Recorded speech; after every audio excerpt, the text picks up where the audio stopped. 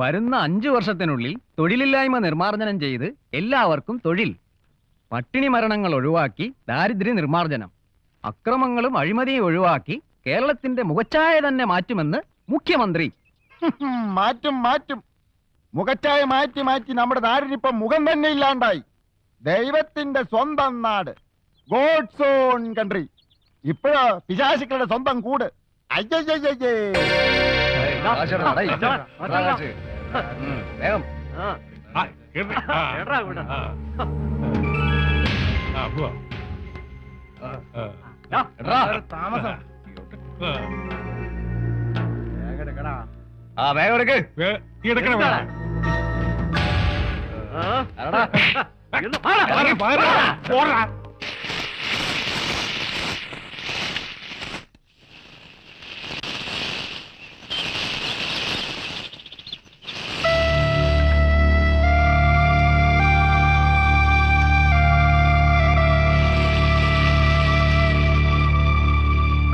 കേശുവേട്ടാ, ഞാനും ഒന്നിനും ഇന്നലെ ഒന്നും കഴിച്ചില്ല. 2 ദോശ തരുമോ?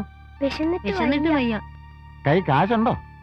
2 ദിവസമായിട്ട് നമ്മളെ വിശ്വേട്ടനെ കാണാനില്ല. വിശ്വേട്ടൻ വന്ന ഉടൻ കാശ് തരാം. പിന്നെ ഈ ചേരിയിലെ സർവ്വ ദണ്ഡിപ്പിള്ളേരുടെയും തന്തയല്ലേ അവൻ വിശ്വൻ. പക്ഷേ വന്നാലേ കാശ് കിട്ടൂ, വന്നില്ലെങ്കിലോ ഗോവിന്ദ. ചക്കാത്ത് കൊടുക്കലേ ഞാനങ്ങ് നിർത്തി. കയ്യിലെ കാശ്, വായിലെ ദോശ. പോടാ, പോയി കാശ് കൊണ്ടുവാ. മാറടാ മാറടാ, വേഗം. അയ്യോ എന്ന ചേട്ടന്മാരെ പറഞ്ഞ് ചുമ്മാ. ഈ കേശുവിന്റെ കടയിൽ വന്നിട്ട് വേറെ ചായ മാത്രം കഴിച്ചാ എനിക്കല്ലേ എന്റെ നാണക്കേട്. ആദ്യം 4 ദോശ കഴിക്ക്, പിന്നെ ആവാം നമുക്ക് ചായ ഒക്കെ. ചമ്മന്തി ഒഴിച്ചു വിടറാ, ഓരോ ഡബിൾ ഓംലെറ്റ് കൂടി ആവാം. ഈ ചേരിയുടെ സ്വന്തം സ്വത്താ നിങ്ങളുടെ ഈ തടി. ഒടുക്ക കണക്ക് പറഞ്ഞാലേ നമ്മുടെ സ്വഭാവം മാറും. മാറണമല്ലോ. നിങ്ങളെ വിട്ട് വിശ്വന്റെ മസിലിൽ തൂങ്ങിയെടുക്കുന്ന ഈ ചേരി പരിശകൾ കാണണമല്ലോ.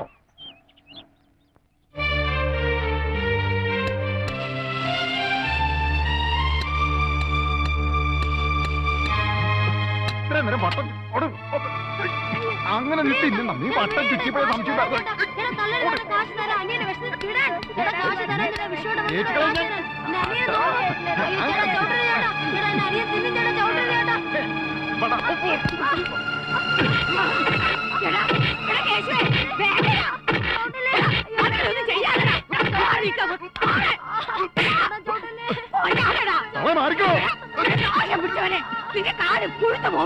ഓ ഞാനങ്ങ് സഹിച്ചു. ഒന്ന് പോ, പരത്തി കളവി. ചലമ്പാ തെണ്ടിപ്പിള്ളേരെ വിളിച്ചിട്ട് പോതല്ലേ. ആ വിശ്വഞ്ചറ്റയുടെ പേരും പറഞ്ഞ് ഓസിന് തിന്നാൻ വന്നാ പന്നികളെ നിന്നെയൊക്കെ അരിഞ്ഞുകളയും ഞാൻ. നാക്കിലും തെളിവുള്ള ആണുങ്ങൾ ഉണ്ടായിരുന്നല്ലേ ഇവിടെ? തള്ളേ, ഓ പന്തം പവിത്ര, പന്തം കണ്ട പെരിച്ചാഴി. നിന്റെ ഒക്കെ കയറും എനിക്കറിയാവടാ. അതിനൊപ്പിച്ച് ചിങ്കിടി വാഴാന്റെ ഒരു മരപ്പട്ടി. യവനെ പോലുള്ള ജേരിപ്പിള്ളേർക്ക് വിശ്വൻ ജീവനാ. അതെ, അവന്റെ നെഞ്ചിൽ ദൈവം ഇരുന്നിട്ടാ. ദൈവം നിന്റെ ഒക്കെ നെഞ്ചിലിരിക്കണതേ ഇളിക്കുകയും കടിക്കുകയും ചെയ്യണ കൊരങ്ങാടാ. കൊരങ്ങ്, കരിക്കൊരങ്ങ്. ഈ കേട്ട് തള്ളേ, അധികം ചെലച്ചാലുണ്ടല്ലോ അരിഞ്ഞുകളയും ഞാൻ. വിടാളിയാ, പാവം കിഴവിത്തള്ളം ജീവിച്ചു പോണ്ട്. നിങ്ങൾ അടങ്ങി ചേട്ടന്മാരെ. എവരുടെ തള്ള ബസ് സ്റ്റാൻഡ് വയസ്സാലിക്ക് നേരം ഇല്ലാത്തതുകൊണ്ടാ കിളവി വക്കാൽ തരുന്നത്. ഷണ്ടിങ് യാർഡിലോ ബസ് സ്റ്റാൻഡിന്റെ പുറകിലോ ചെന്നിപ്പോ നോക്കണം. അവള് ബിസിയല്ലേ. വേണമെന്നും വെച്ച് പിറന്നാണോ യവനെയൊക്കെ. തെങ്ങി കയറിയ കയ്യെ തഴമ്പ് വരും, പാറപ്പണിക്ക് പോയാ ആസ്മ വരും, മറ്റേ പണിക്ക് പോയാ ദേ ഇതുപോലെയുള്ളതൊക്കെ ഉണ്ടാവും. ഞാൻ നിന്റെ അമ്മയുടെ മറ്റവനല്ല. അവള് പെറ്റ് തൂർന്നതിനെല്ലാം വായിക്കരിയുടെ. നീ ചെന്ന് നിന്റെ തള്ളയോട് പറ, പേര് നിർത്തിയേച്ച് വേണം ഈ പണിക്ക് ഇനി പോകാനെന്ന്. നാട്ടുകാർക്ക് മനസ്സമാധാനം കിട്ടുമല്ലോ.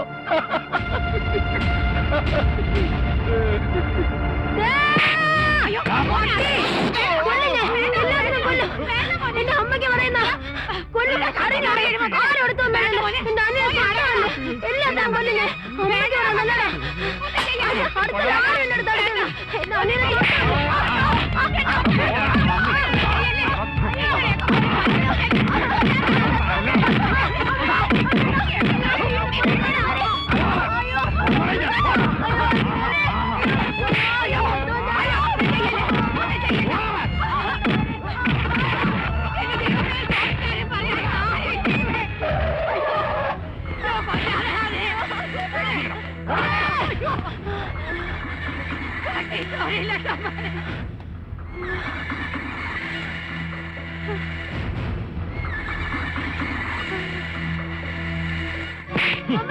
ജോലി കളിക്കേണ്ട പ്രായത്ത് കത്തിയെടുത്തു അല്ലടാ പട്ടി റാസ്കൽ. അയ്യോ സാറേ, വിശന്നപ്പോ അവനൊരു ദോശ എടുത്തിരുന്നു. അതിന് അവന്റെ അമ്മയെ ചീത്ത വിളിച്ചപ്പോഴാ അവൻ കത്തിയെടുത്ത്. സാറിന്റെ അമ്മ ചീത്ത വിളിച്ച സാറ് കേൾക്കോ? ഈ രഘുവരനെ ന്യായം പഠിപ്പിക്കാൻ നീ ആരോടെ?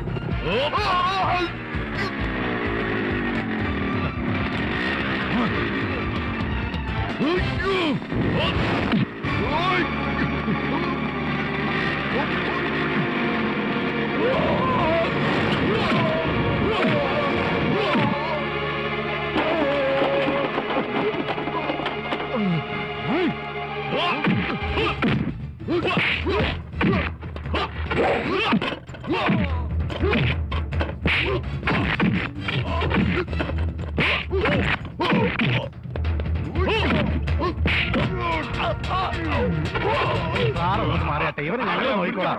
പഴയ ചില കണക്കുകൾ തീർക്കാനുണ്ട്.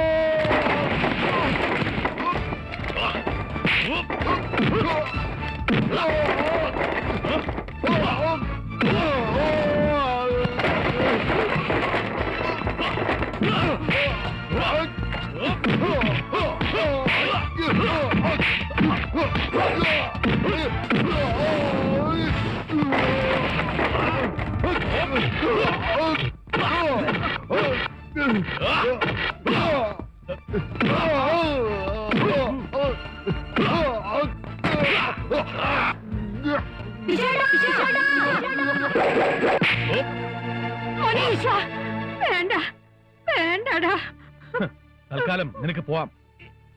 കൊല്ലാൻ ഞങ്ങൾക്ക് രണ്ട് വഴിയേ ഉള്ളൂ. ഒന്നുകിൽ സ്നേഹിക്കണം, അല്ലെങ്കിൽ വെറുക്കണം. അറിയാമോടാ ഈ സ്ഥലം ഏതെന്ന്? ഭൂപടത്തിലെ ഇരുണ്ട വൻകരയായത്. നിന്റെയൊക്കെ നെഞ്ചകത്തിലെ കാക്കപ്പുള്ളി. ഏതു മനുഷ്യന്റെ മുജ്ജന്മ പാപത്തിന്റെ ഇരുമുടി ഇറങ്ങുന്ന പൊന്നമ്പലം. ചേരി.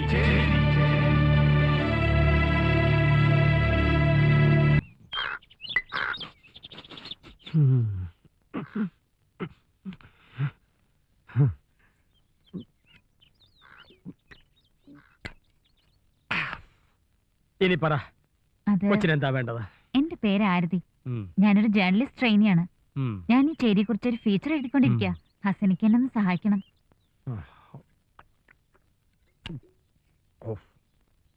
എവിടെ നിന്നോ വന്നുപെട്ട കുറെ പാവപ്പെട്ട മനുഷ്യർ, വ്യത്യസ്തമായ ജീവിത രീതികൾ. ഇവിടെ മാംസക്കച്ചവടമുണ്ട്, മദ്യക്കച്ചവടമുണ്ട്, മയക്കുമരുന്ന് കച്ചവടമുണ്ട്. പക്ഷേ ഇവിടെ ജാതിയില്ല, മതമില്ല, രാഷ്ട്രീയമില്ല. പച്ചയായ ജീവിതങ്ങൾ മാത്രം, മനുഷ്യര് മാത്രം. ഹസനിക്ക് എങ്ങനെയാണ് ഈ ചേരി വന്ന് പെട്ടത്? എൻ്റെ വാപ്പ ചുമട് ചുമന്ന് എന്നെ പഠിപ്പിച്ചു. SI ആയി ജോലിയും കിട്ടി. സത്യസന്ധമായ ജോലി ചെയ്തു. അവാർഡുകളും അംഗീകാരങ്ങളും പലതും കിട്ടി. മനസ്സിലും പ്രവൃത്തിയിലും എല്ലാം നന്മകൾ മാത്രമായിരുന്നു. ഒരു ദിവസം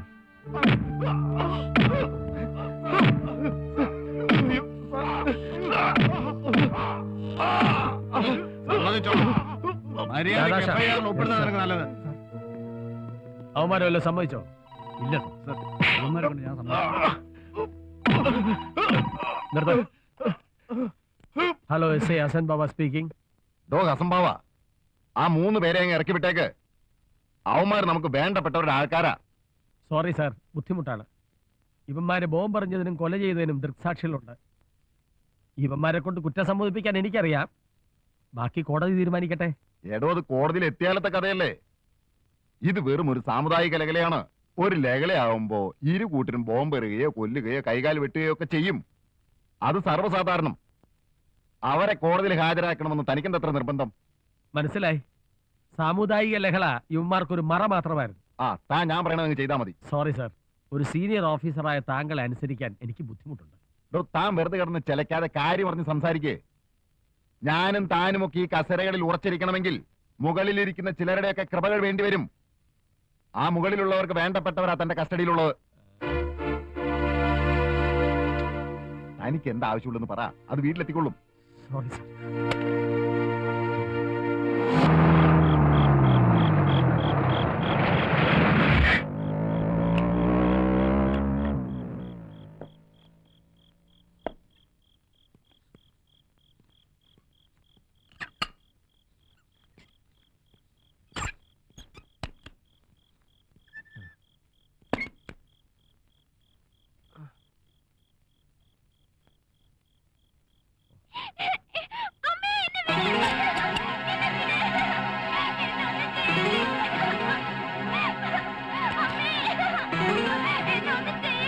ആരാത്?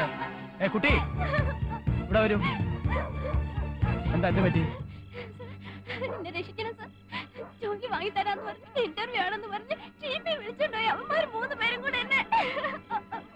സമാധാനപ്പെടൂ. കുട്ടി വീട്ടിലോട്ട് കയറിയിരിക്കും. എന്താ പാടാ? ഇൻസ്പെക്ടറെ, ഡ്യൂട്ടി കഴിഞ്ഞ് വന്ന ക്ഷീണം കാണും. താൻ പോയി റെസ്റ്റ് എടുക്കും. ആ പെങ്കൊച്ചിനെ വിട്ടു. എന്നെ കൊണ്ട് തന്നെ ചെയ്യിക്കണമല്ല. ആരാണെന്ന് അറിയില്ല എനിക്ക്. ആരായിരുന്നു? എനിക്കെന്താ? ഇത് തൊപ്പി ഞാൻ തെറിപ്പിക്കും. ഈ തെറിപ്പിക്കോടല്ലേ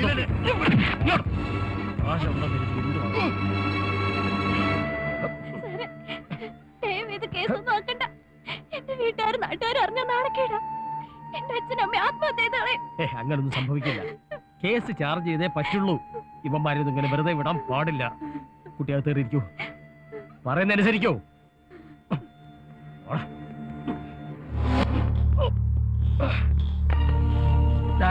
ഇവനെ തൂക്കി സെല്ലിലിട്. കേസ് രാവിലെ ചാർജ് ചെയ്യാം. 2 പേരെ കൂടി കിട്ടാനുണ്ട്. എവനെ വെച്ച് അവനെ പൊക്കണം. ആര് പറഞ്ഞാലും അവനെ വിടരുത്. ഏതോ വലിയ മറ്റവനാത്രേ. അതിന്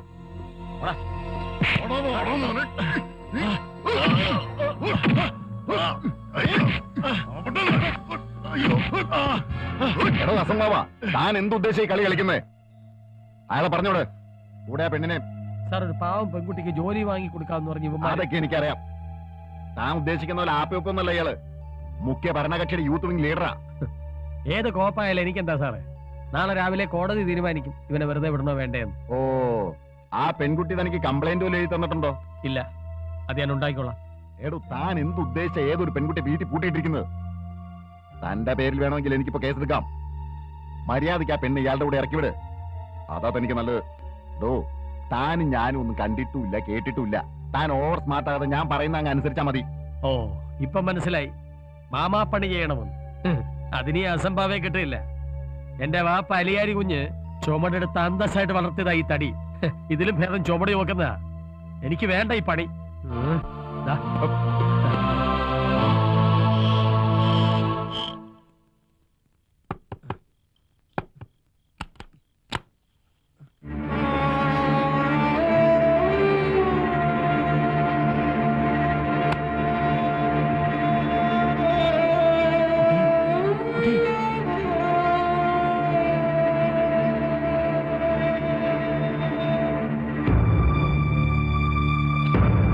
പ്രോസിക്യൂഷൻ ഹാജരാക്കിയ തെളിവുകളുടെയും സാക്ഷിമൊഴികളുടെയും മറ്റു സാഹചര്യ തെളിവുകളുടെയും അടിസ്ഥാനത്തിൽ IPC 302 വകുപ്പ് പ്രകാരം പ്രതി കുറ്റം ചെയ്തതായി സംശയാതീതമായി തെളിഞ്ഞിരിക്കുന്നു. ആയതിനാൽ പ്രതിയെ ജീവപര്യന്തം കഠിന തടവിന് ഈ കോടതി ശിക്ഷിച്ചിരിക്കുന്നു. സോറി ഹസനിക്ക. എന്തിന്? ഹസനിക്കയുടെ ജീവിതം തകർത്ത DIG ഗൗരി ശങ്കറിന്റെ മകളാണ് ഞാൻ. ഒരു സോറി പറഞ്ഞതുകൊണ്ട് എല്ലാം കഴിയൂ? അല്ലേ തന്നെ നീ എന്തിനു സോറി പറയണം? എനിക്കാരോടും പരാതിയില്ല. എല്ലാം എന്റെ വിധി. എനിക്ക് ഈ ചേരിയിലെ ഗുണ്ടാ സംഘത്തെ പറ്റി ഒന്ന് പറഞ്ഞു തരാമോ? പറയാം.